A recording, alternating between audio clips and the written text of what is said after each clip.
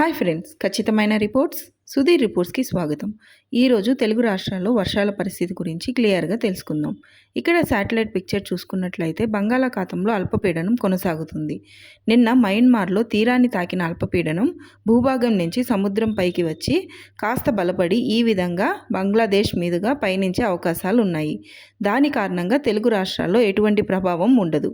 ఇక రెండు తెలుగు రాష్ట్రాల్లో చూసుకుంటే ఉత్తర కోస్తాలో ఎటువంటి వర్ష ప్రభావం ఉండదు. దక్షిణ కోస్తా, రాయలసీమలలో ఈ రోజు నుంచి 7వ తారీఖు వరకు ఉరుములు మెరుపులతో కూడిన వర్షాలు ఉంటాయి. నిన్నటి మీద వర్షాలు తీవ్రత పెరుగుతుంది. ముఖ్యంగా ఈ ప్రాంతాల్లో వర్షాలు కురిసేదానికి అవకాశాలు ఎక్కువ ఉన్నాయి. హైదరాబాద్, దాని పరిసర ప్రాంతాల్లో మధ్యాహ్నం తర్వాత ఉరుములు మెరుపులతో కూడిన మోస్తరు వర్షాలు పడే అవకాశాలు కనిపిస్తున్నాయి.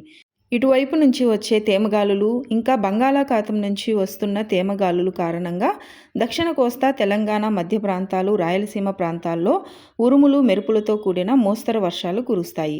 ఇకపోతే నవంబర్ 7వ తారీఖున ఈశాన్య ఋతుపవనాల 2వ దశ కొనసాగే అవకాశాలు ఉన్నాయి. ఈ వీడియో ఎవరికైతే యూస్ఫుల్లో వాళ్ళకి షేర్ చేయండి. అలాగే నా ఛానల్ని సబ్స్క్రైబ్ చేయండి. మరిన్ని అప్డేట్స్ కోసం బెల్ ఐకాన్ని ట్యాప్ చేయడం అస్సలు మర్చిపోవద్దు. Thank you.